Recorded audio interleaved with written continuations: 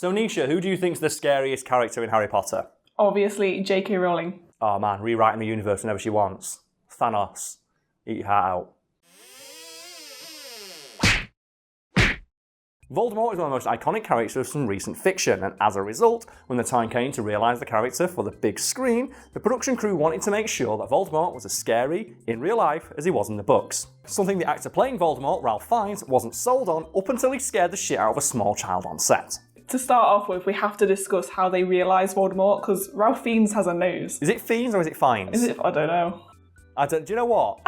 Either way, we're probably wrong, so let's just pronounce it both ways just to cover the bases. So Ralph Fiennes, he does have a nose in real life, like very astutely noted there, Nisha, and they realised Voldemort via a combination of practical effects and CGI. For example, Fiennes was wearing the full Voldemort costume, and he was painted and made up to look like Voldemort, and he had to wear prosthetics around his face, to make it look more like a weird snake man.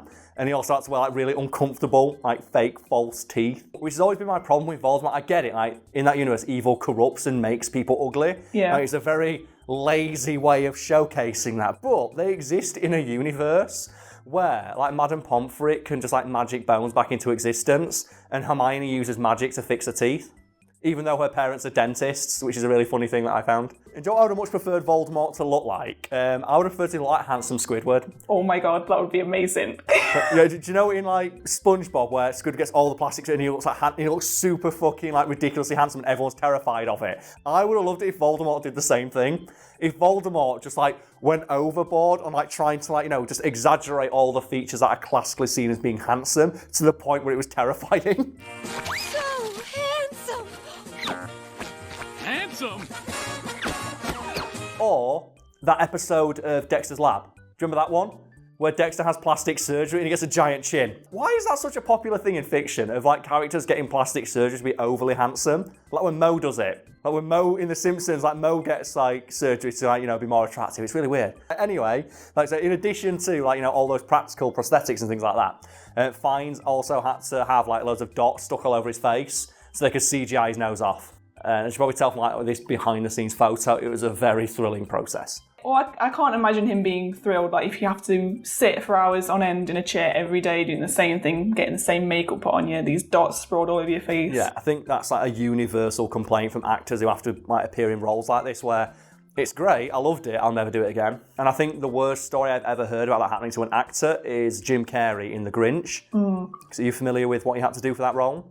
Not familiar, but I can imagine the makeup process would have taken fucking forever. Well, he described it as tortuous because it required 7 to 8 hours of sitting in a makeup chair. And I don't use the word tortuous lightly here because Jim Carrey, after I think the first time he sat down and had the makeup applied, went, I can't do it. Literally, the makeup was like being buried alive every day. How long did it take? The first day was 8.5 hours. And I went back to my trailer and put my leg through the wall. And I told Ron Howard I couldn't do the movie.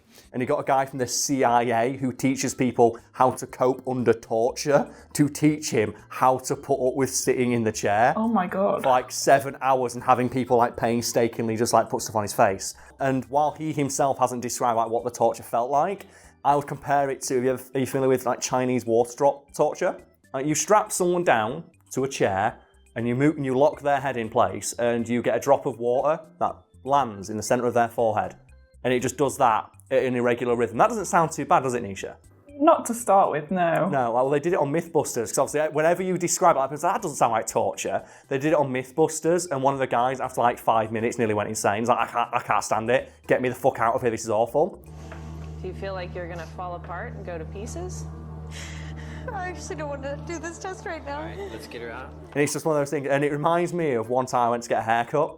Yeah. And I got a haircut from the guy who couldn't cut fucking hair. And I'm going to describe something to all the people out there. It put my teeth on edge. I was gripping, the seat I was in. Because I was just in that much, frustration where he grabbed my hair. And rather than, Joe, when you get your haircut, you have that satisfying crunch. So this is yeah. As it goes through. The snippety snip of the scissors. This guy grabbed every bit of my hair and trimmed the edge and just went. Oh. on the edge of the hair and never actually cut it. And he did that for half an hour my on God. every individual part of my head. And after I was like, I stood up and went, I can't do it. I want someone else to cut my hair. It is awful. And I imagine being sat in a makeup chair, just having someone like paint over a part of your face over and over and over again. He's like that feeling. If Jim Carrey had to sit in the chair for like 70 hours, that's like a full shift. It is, yeah. And then that's like a full shift of sitting, and then you've got to work, you've got to act. And obviously as well, because obviously you want the full day of filming, you have to start that at like 3 or 4 o'clock in the morning. Ralph Fiennes didn't go through something like, that laborious, but it was still difficult to put up with every single fucking day he was filming. And in addition to that, he obviously had to wear the costume of Voldemort, which you'd think would be quite comfy, wouldn't you? It's just long flowing robes. It looks quite heavy. Yeah, and it's probably a bit smelly as well, because obviously it's big, heavy robes under hot studio lights, but that wasn't the uncomfortable part. The uncomfortable part was that he had to wear stockings. What? To stop his dick from falling out of the costume. And according to Fiennes, he kept falling over these stockings. So after a while, the production crew got him a garter. And I said, would he mind cutting them off so I had a garter belt? So for most of Harry Potter, underneath the robes, I have very nice garter belts. You don't have to take my word for that, because here is a behind-the-scenes photo of Ralph Fiennes dressed as Voldemort, wearing stockings and suspenders. Voldemort is looking lean. Like, he's ready for a night. He's looking like, a dark wizard of the night. Ready for a night on the town. Like, Voldemort and his fuck me stockings, man. Moving past the ladies' underwear, what was it about the costume that made it scary? I think it's the combination of all those things, that was then enhanced by the strength of Fiennes's acting. According to people on set, when he got into character as Voldemort, he was fucking terrifying. And Daniel Radcliffe said, the first day I met Fiennes in full costume, I was more scared and intimidated by him than I was when I first saw Alan Rickman in full Snape outfit.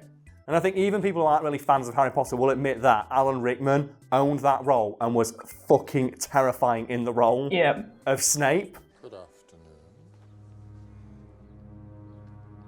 But yeah, scaring, a teenage, burgeoning adult Daniel Radcliffe was one thing. But according to fans, he wasn't fully satisfied or had much faith in the fact his costume was all that good. Right up until he walked out onto set in full costume, you have to show everyone what it looked like, and he walked past the 5-year-old son of production assistant, who looked at him with just wonder in their eyes of who is this strange weird snake man? And he looked at them and sneered at the child like they were a turd on his breakfast, and the kid immediately burst into tears. To which Fiennes just quietly fist pumped to himself.